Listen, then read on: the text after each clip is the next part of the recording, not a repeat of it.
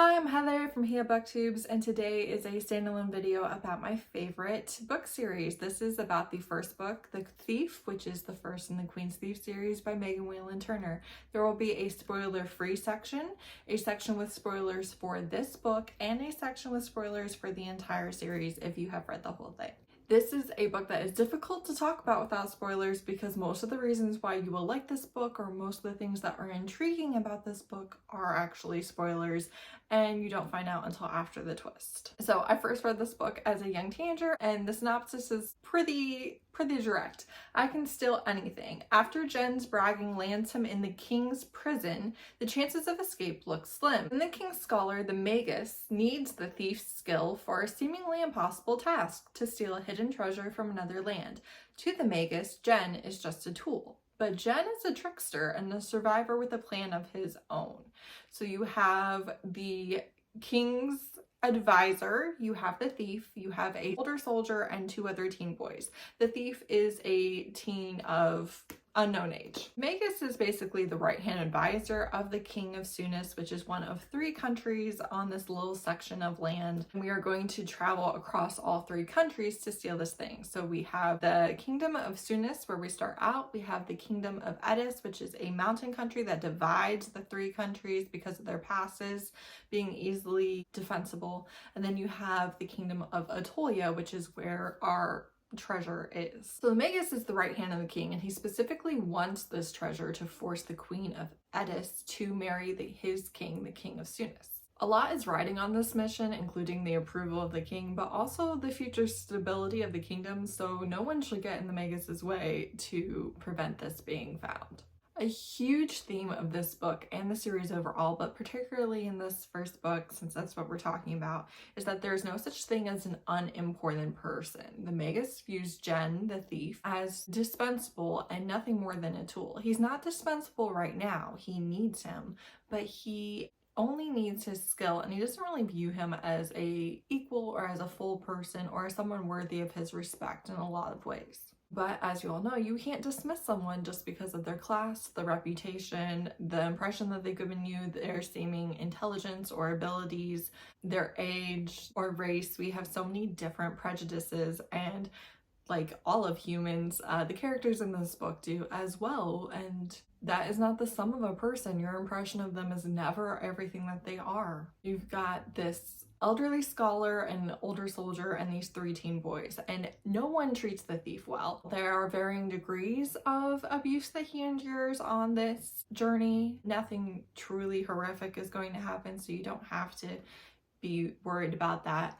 And it also is going to vary on the day, the mood, how people are perceiving him, and how annoyed they are with him. And the thief is our narrator, so we're getting everything from his point of view. So obviously he is not pleased by his mistreatment. He's been in the prison for a long time. The gods enter the story when we do find out that all thieves are named after the god of thieves, Eugenides, and we have several stories about the gods told around the campfire on the road trip, and this is going to play an important part in the series and the story overall. We also hear some rumblings of the Mede Empire in this book. Apparently they have been busy for the last several years fighting off the remnants of another empire, but soon they are going to have dominated them and be done with that tussle, and they are going to turn their attention to these 3 countries.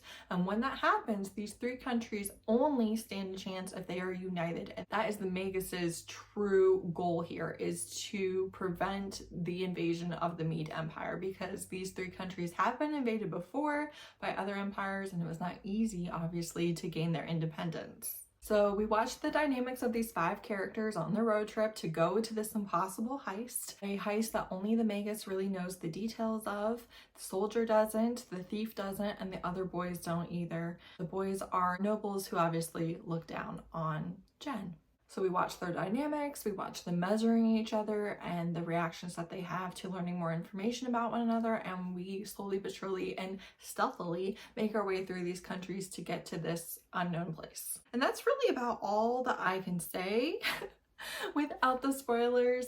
This series and this book have a lot of cleverness. They have some humor thrown in there.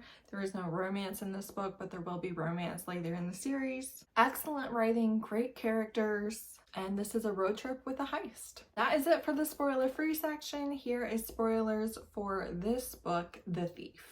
So one reason why I dread rereading this book is particularly the scene with the hand tying. I remember that every time I read the riding crop scene, it kind of surprises me. I have always forgotten that happens, but the hand tying scene lives in my memory, and I'm always stressed about this section of the book and how, you know, he's mistreated and no one believes him and no one listens to him and no one values him. I do think it's very interesting that with the hand tying scene, Paul tells Jen that Sophus is not going to be the one that learns what happens when you get in the Magus's way. I can't read this without being angry, particularly with the Magus. I feel like teen boys, teenagers, yeah, you can expect some immaturity and some lack of appreciation for others and respect for others. But the Magus, to me, is the one that's frustrating. I think because I know how I feel about him in the rest of the series, and it's a better impression than this book originally gives.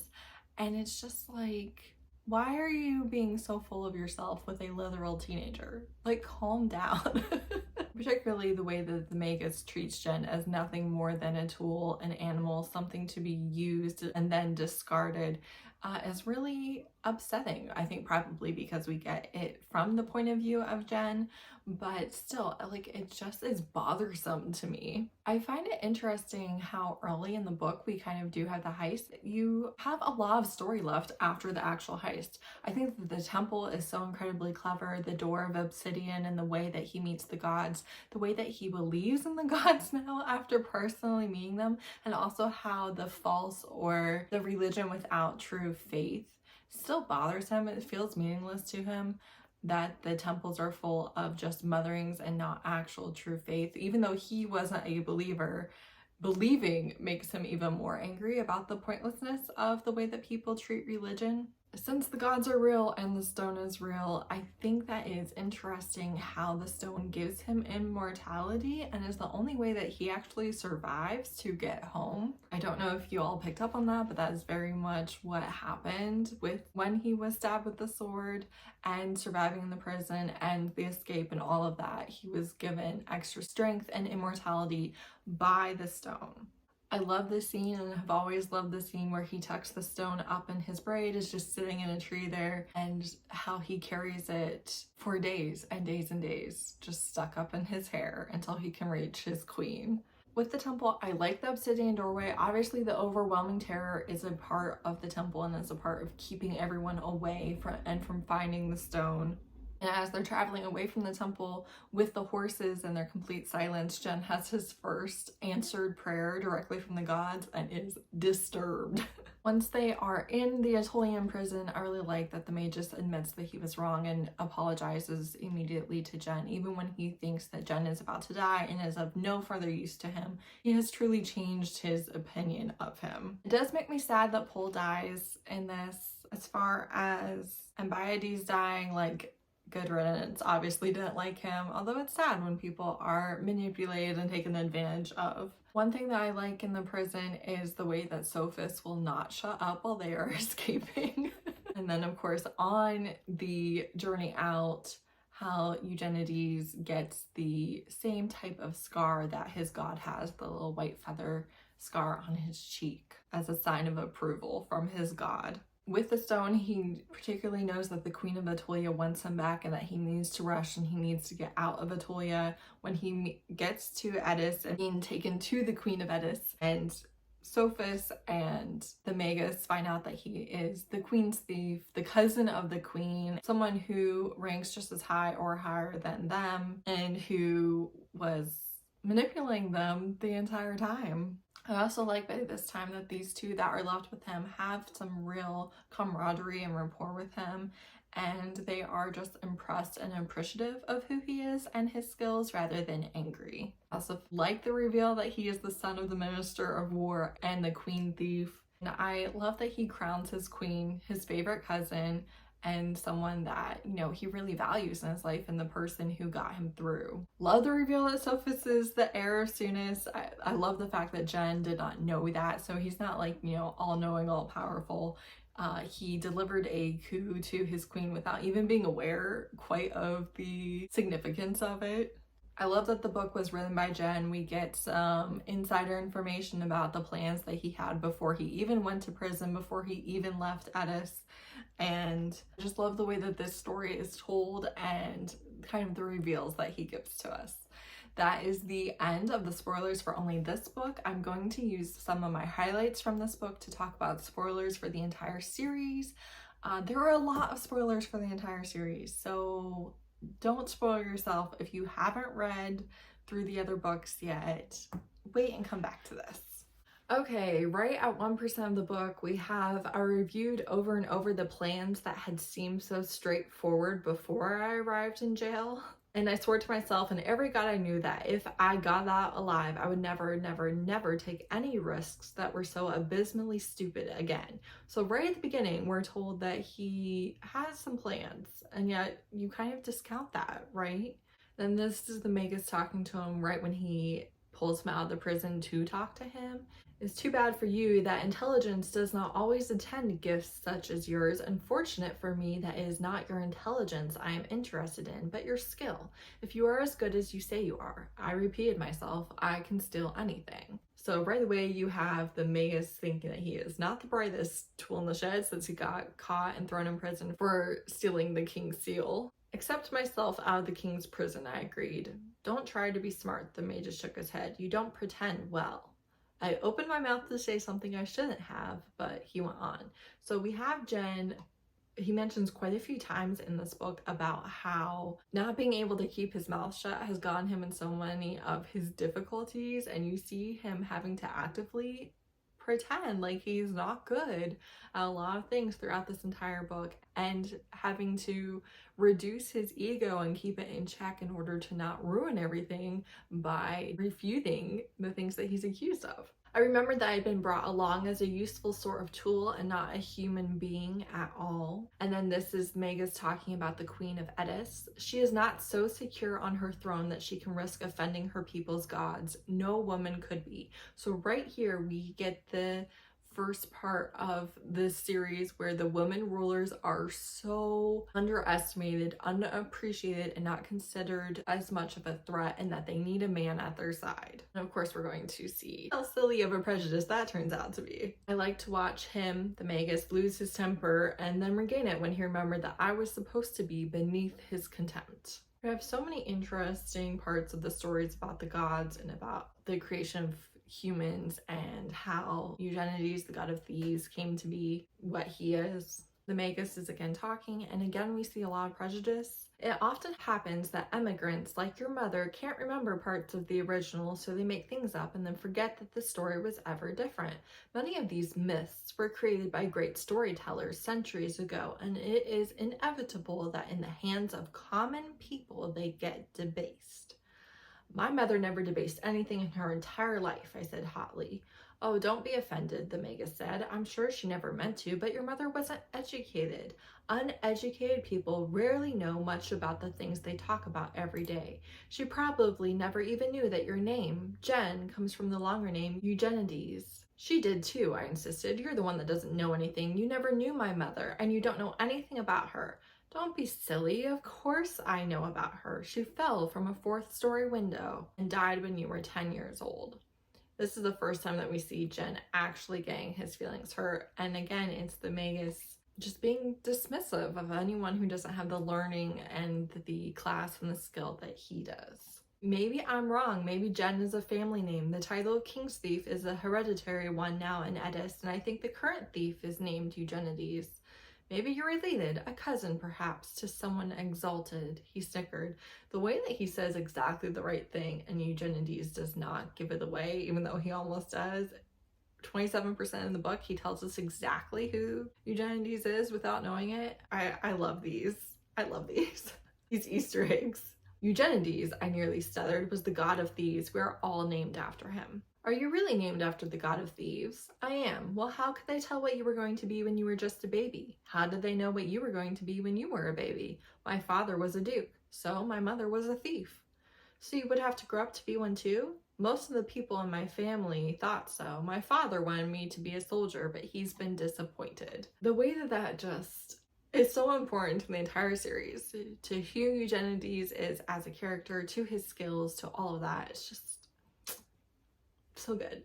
Nothing but my own ambition was keeping me near the Magus. So he's suffering all of this abuse, knowing that he has an out anytime he wants. He can escape these people. After the riding crop incident, he says, I noticed that I had ceased to be Jen and returned to being a kind of unreliable animal. They might object anyway, I said. That won't matter, said the Magus. It will to the Aetolians, Jen thought. This, again, colonization and which side of it you're on, determining how you view it. And Moira, who recorded men's fates and who is such a prolific part of the series. When he's in the court of the gods and he realizes that the statue is breathing and that he's actually in the presence of the gods, and his heart stops. You have not yet offended the gods, Eugenides. The god who had once been mortal spoke at last, except perhaps Erechthus, who was charged to let no thief enter here. Take the stone. So even though he's there to steal this priceless gift, he does so with the god's blessing. And when Jen comes out of the temple, the Magus thinks that he failed, but he still says, it is a great relief to my conscience that you are not drowned, Jen. So we again see that the Magus is not going to stab him in the back, does not only view him as a tool, but at this point does view him as a human being. While I sat forgotten in the tree, I very carefully rebraided my hair and watched. The way that the things that are done in the story are told to us, but are not told to us in a way where we would know what the significance of it without already having the spoilers. Oh, it's so good. No, I said, no trouble, except that I discovered that I was eager to divest myself of the god's attention as quickly as possible. And the fact that he has the god's attention for the entire series. Good luck, bestie. We have the first glimpse of the Queen of Aetolia, literally like tied with Jen for my favorite character in the series. She smiled at my surprise. She was as tall as the Magus, and she was more beautiful than any woman I have ever seen. You see what? You see what's happening there? And then this interaction with the Queen. I have no particular loyalty to the King of Sunis, Your Majesty. How fortunate for you. I don't believe he holds you in high regard. No, Your Majesty, he probably doesn't. She smiled again, her perfect teeth showed. Then there's nothing to prevent you from remaining in Aetolia to be my thief. I looked over at the Magus. This was the favor he had done me, convinced the Queen that I was too valuable to throw away. I said, there is one thing, Your Majesty. The Queen's eyebrows rose in delicate arches of astonishment. What could that be? I had to think of something quickly. Discretion prevented me from saying that I thought she was a fiend from the underworld, and that mountain lions couldn't force me to enter her service. Well, you're gonna change your tune, my boy. As I searched for something safer to say, I remembered the Magus's comment on the banks of the Erechthus. I have a sweetheart, I said with complete conviction. Your Majesty, I've promised to return to her. There were certainly no love affairs written up in my record at the king's prison, I was sure, because I had written the record myself. It had been an easy way to turn a lot of boasting into a solid reputation, and it hadn't been difficult to slip it in among the real records. Anyone who can steal the king's seal ring can manage the locks on his record room. I love that so much. Surely I'm a better mistress to serve. You are more beautiful, Your Majesty. The Queen smiled again before I finished, but she is more kind. So much for discretion. The smile disappeared. Knowing what we know about Aetolia, about the Queen of Aetolia, the way that that must have truly just stabbed her in the heart, just pierced her carefully structured armor, the way that that must have brought her real pain. Knowing how much I love her, I'm just like, how could you do this? You could have heard a pin drop onto the stone floor as her alabaster cheeks flushed red. No one could ever accuse the Queen of Aetolia of being kind, which we know is because of her lack of stability and her lack of support. Like, she's doing what she has to do, darn you. She smiled again at me, a different, thinner smile, and inclined her head in acceptance of a point scored. I smiled back, pleased with myself in a bitter way, until she turned to the captain of her guard. "Take him upstairs and fetch a doctor," she ordered. "We will give him an opportunity to change his mind." The way the entire future of Jen's life, of her life, of their kingdoms, of all three kingdoms is affected by that interaction is amazing to me. Is incredible to me. Now he's stealing the Magus and Sophus out of prison. "Jen, it's only been 2 days, 3 since we were arrested. You can't manage." "I think," I said stiffly, "that I am more of an asset than a liability." "Jen, that's not what I meant. Jen, we can't ask you to risk yourself again." "This is a change from your earlier position," I pointed out. "I was wrong before. You're wrong now too." "Jen, the Queen of Atolia doesn't bear you any ill will." I thought about her parting smile. "I think she does," I said. "All she wants from you is a promise of your service." "Well, she isn't going to get it." I'd heard too many stories about the things that happened to people who worked for her. "This way," I hissed. "When they hear us chatting like happy sparrows in our nest, they won't immediately be able to find us. She'd probably like best to catch me and let you two slip away. No one was going to start a war over me, and I could be tremendously useful if I could be induced to work for her. We had to stay close to the river because if we were going to be caught, I planned to throw myself in." So again, his opinion of Atolia right now is so harsh that he would rather die than be in her service. So Magus is saying where he would want to be the most in the world if he could be anywhere. And he says, "Watching the marriage of Sunis and Eddis, I made a face. Why are you so keen on this marriage? The king needs an heir, and that heir needs to inherit Eddis as well as Sunis. He does have a nephew," Sophus pointed out. "I'm sorry, of course he has an heir," said the Magus. The fact that he's talking to the heir here and we don't realize that is hilarious to me. "But he needs a son of his own for the throne to be secure, which means he needs to have a wife." "And why should his heir be entitled to Eddis?" I asked. He thought I deserved a complete answer, which shows more than anything how much his opinion of me had changed. "Entitled not just to Eddis, but to Atolia as well," he said. "The Medes have been trying for 100 years to expand their empire to span the Middle Sea. Soon they will want not only our land, but to drive us off of it. For years and years they have fought what remains of the merchant empire, and while they fight, we are free. But when they are done fighting, Sunis, Eddis, and Atolia must be united to fight the winner, or we will be subjugated as we never were before. There will be no Sunis, no Atolia, no Eddis, only Mede. You're sure the Medes will win?" "I'm sure." So again, obviously we see the Medes in the next book and we see, the battle against them as the entire series. But the fact that the Magus, while again being wrong in his dismissal of Jen in this book, is an incredibly intelligent man, an incredible strategist, and someone who Jen really values the opinion of here and in future books, and that he is completely right, and that Jen takes that as a mission statement basically and dedicates his life to making it untrue. Incredible. As someone who has read the entire series, when you go back and read this book, seeing those seeds, those things that were planted right here for us in the very beginning is amazing. And it's done so well too. It's exactly the type of thing I like, where if you are reading it for the first time and you don't recognize its importance, that is fine. It doesn't affect your reading of the book at all. It blends perfectly into the story that you are reading. But if you know the future, if you know what is coming and you come back to these, they are so meaningful and so purposeful. I also like the fact that we have guns, but they're in the early stages and they can't be aimed well enough to allow riflemen to pick his target. Crossbows would have been much more dangerous, but the Queen of Atolia liked to have her personal guard carry the rifles because she thought they were more impressive.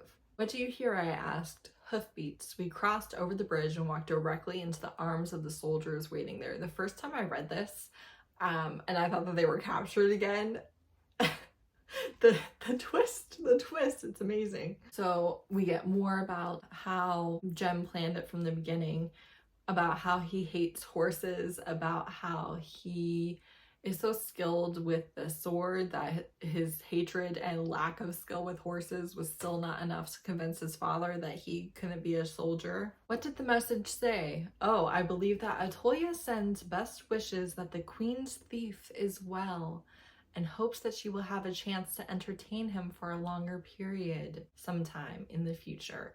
I grimaced at the thought. She knew who you were? She must have strongly suspected. We'd only met very briefly, but she knows my reputation better than you did. She'll be plotting an elaborate revenge, said the Magus. And you? Am I planning an elaborate revenge? No, I haven't been able to think of anything adequate. Because of course Jen has ruined all of his plans, and yet he likes Jen. Paul had known before then, I was sure. He'd known from the moment I'd carelessly thanked him in my own words for the ostleberries.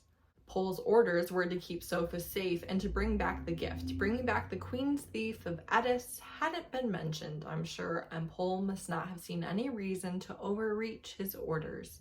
I think he had liked me as much as I'd liked him. The queen laughed. With one move, she said, "You have secured my throne and brought me the heir of my enemy. The court is greatly impressed."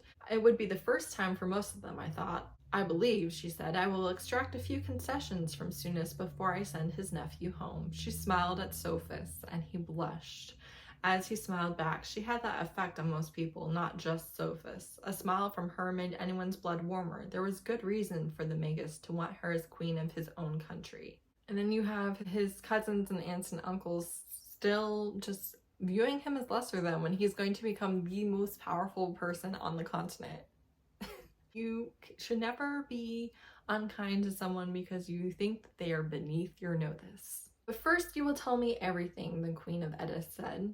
The things the Magus didn't know. It was a relief to explain everything to her, to tell her about the prison and about the temple and what I thought of the Magus in that beginning and what I thought of him in the end.